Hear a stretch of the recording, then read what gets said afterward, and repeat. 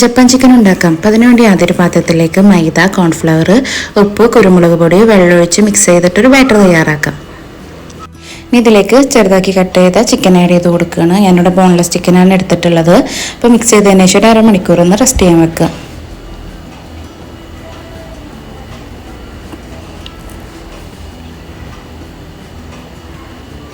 ഇനി ഇതാ അരമണിക്കൂറിന് ശേഷം ഞാൻ ഇതെല്ലാം ഒന്ന് ഫ്രൈ ചെയ്തെടുത്തിട്ടുണ്ട്.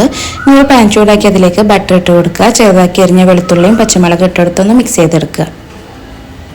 മിക്സായി വന്നതിന് ശേഷം ഇനി ഇതിലേക്ക് ഞാൻ 2 കപ്പ് പാൽ ആഡ് ചെയ്ത് കൊടുത്തിട്ടുണ്ട്.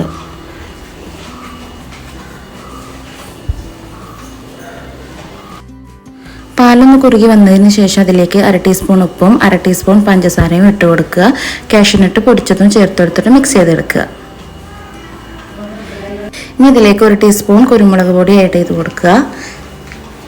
ബാറ്റർ ഉടൻ തിക്കായി വന്നിട്ടുണ്ട്. ഇനി ഇതിലേക്ക് നേരത്തെ ഫ്രൈ ചെയ്ത് വെച്ച ചിക്കൻ ആഡ് ചെയ്ത് കൊടുക്കുക. അപ്പോൾ ഇത്രയേ ഉള്ളൂ, നമ്മുടെ റെസിപ്പി ഇവിടെ റെഡി ആയിട്ടുണ്ട്. പിന്നെ ഇതിലേക്ക് ലാസ്റ്റ് കുറച്ച് മല്ലിയിലയും കൂടി ഇട്ട് കൊടുക്കുക. ഇനി നമുക്ക് സെർവ് ചെയ്യാം. അപ്പോൾ എല്ലാവരും ട്രൈ ചെയ്ത് നോക്കുക.